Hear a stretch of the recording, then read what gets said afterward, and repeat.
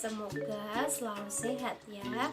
Hari ini Kak Hanifah nggak sendiri nih, nanti ada teman kakak yang satunya namanya Kak Maya. Hari ini kakak-kakak ini akan mendongeng tentang legenda Gunung Gentong, Gunung Kidul, Yogyakarta. Dari adik-adik semua udah ada yang tahu belum nih tentang ceritanya?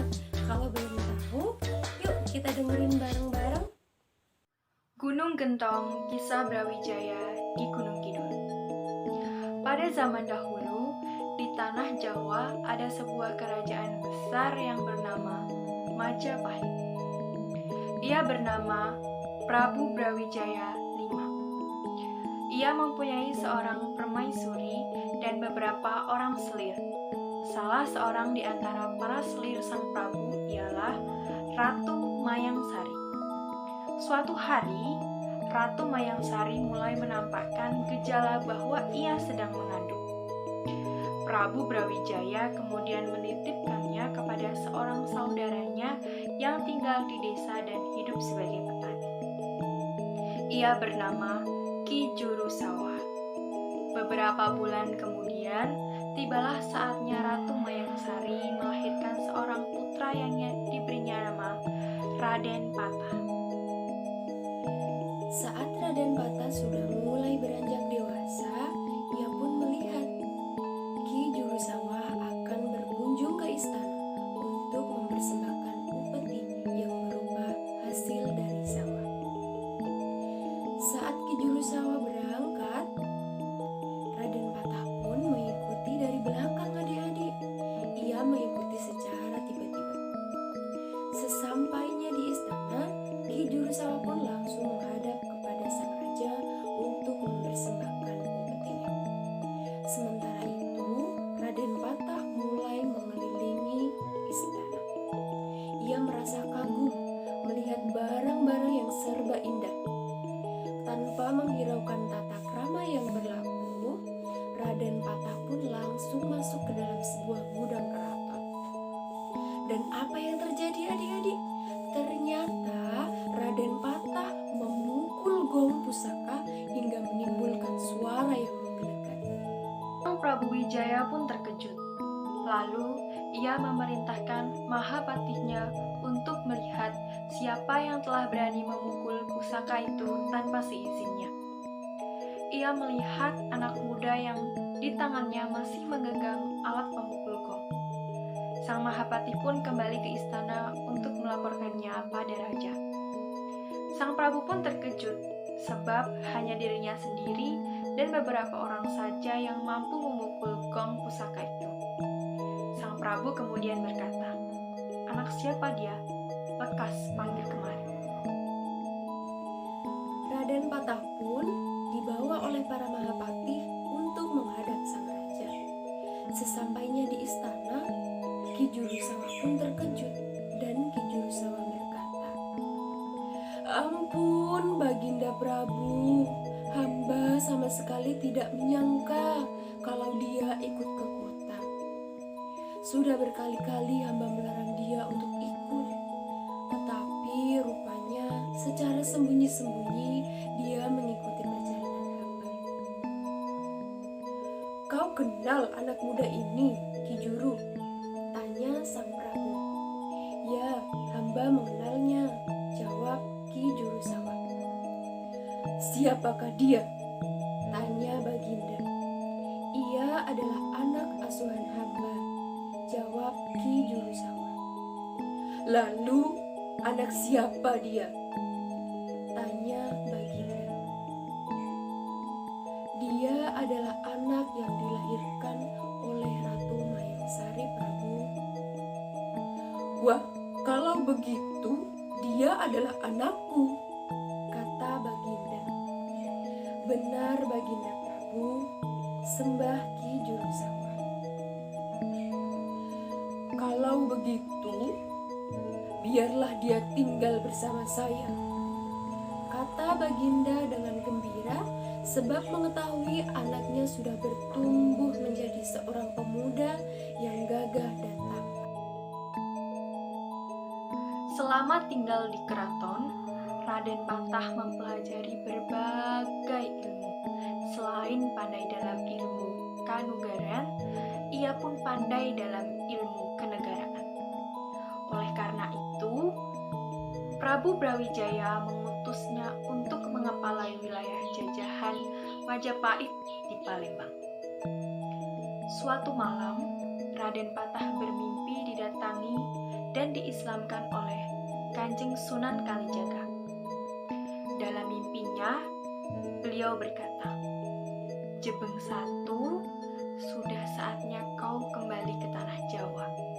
Tengoklah ayahmu yang sudah lanjut usianya. Bawalah prajurit berjumlah 140 orang.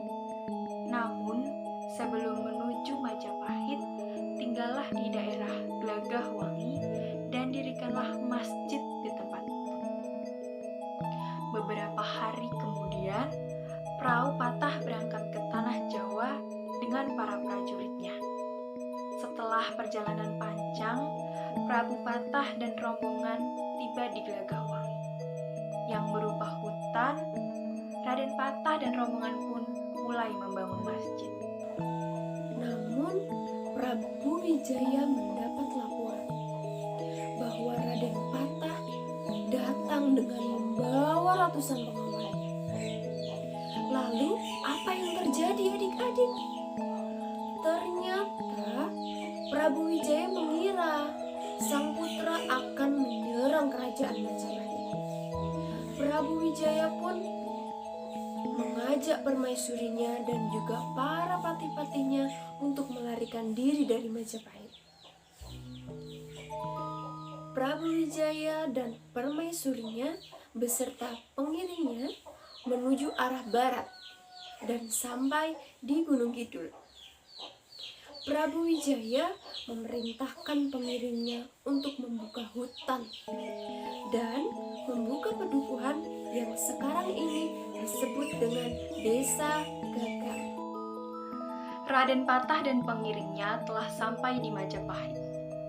Ia kecewa karena sang ayah sudah pergi dan terjadi kesalahpahaman antara mereka. Dengan demikian, Raden Patah beserta pengiringnya terus berusaha menyusul ayahandanya ke Gunung Kidul. Dan lagi-lagi, Prabu Wijaya mendengar bahwa sang anak menyusulnya. Prabu Wijaya semakin yakin bahwa sang anak akan menyerangnya. Akhirnya, sang Prabu pindah ke sebuah bukit di kawasan Gunung Kidul. Ia mendirikan sebuah padepokan yang saat itu dikenal dengan Manggung. Namun, sang Prabu beserta pengawalnya menghadapi kesulitan adik-adik. Di puncak bukit tidak ada sumber air, sehingga para pengawal pun terpaksa untuk mencari sumber air yang letaknya ada di kaki bukit. Ketika Raden Patah sampai di Gunung Lompong, ia mendengar bahwa sang ayah bersembunyi di puncak bukit Manggung. Raden Patah mengetahui bahwa di sana sering mengalami kesulitan karena tidak ada air. Maka, apa yang dilakukan oleh Raden Patah adik-adik? Ternyata dengan kekuatan yang ia miliki, Raden Patah pun melemparkan gentong atau padasan yang penuh dengan air ke puncak bukit Manggung di mana sang ayah berada. Ketika sang Prabu mendapati sebuah gentong, ia yakin bahwa itu adalah ulah anaknya. Ia pun mengira Raden Patah sudah mengejeknya. Oleh karena itu, sang Prabu beserta permaisuri dan pengawalnya meninggalkan Bukit Manggung. Dan bukit yang dilempari gentong tersebut akhirnya dinamai dengan Gunung Gentong. Begitulah terus-menerus Prabu melarikan diri, dan Raden Patah terus mencari dan berusaha mencari ayahnya. Sampai suatu saat mereka pun bertemu. Singkat cerita, sang Prabu pun berkata, "Baiklah Patah, ayahanda ingin berbicara. Kalau ayahanda harus menuruti kehendakmu untuk menganut agamamu, ayahanda tidak bersedia. Kalau kau memang memilih agamamu itu, tekunilah dengan sungguh-sungguh. Soal niatmu akan membangun masjid, laksanakan sebaik-baiknya. Bahkan ayahanda mengizinkan engkau untuk membangun keraton di Gelagahwangi. Setelah itu, namakanlah dengan Demak Bintara, agar negerimu kelak ramai dan berwibawa. Pindahkanlah seluruh isi keraton Majapahit ke Demak Bintara. Raden Patah lalu melanjutkan rencananya untuk membangun masjid di Gelagahwangi. Bahkan sesuai dengan nasihat yang diterimanya, ia pun mulai mendirikan keraton. Keraton tersebut diberi nama dengan Demak Bintara. Nah, itu tadi adik-adik dongeng tentang legenda Gunung Gentong, Gunung Kidul, Yogyakarta. Gimana? Seru nggak? Semoga adik-adik semua terhibur dan senang mendengarkannya. Kalau begitu, Kak Hanifah dan juga Kak Maya pamit dulu. Sampai jumpa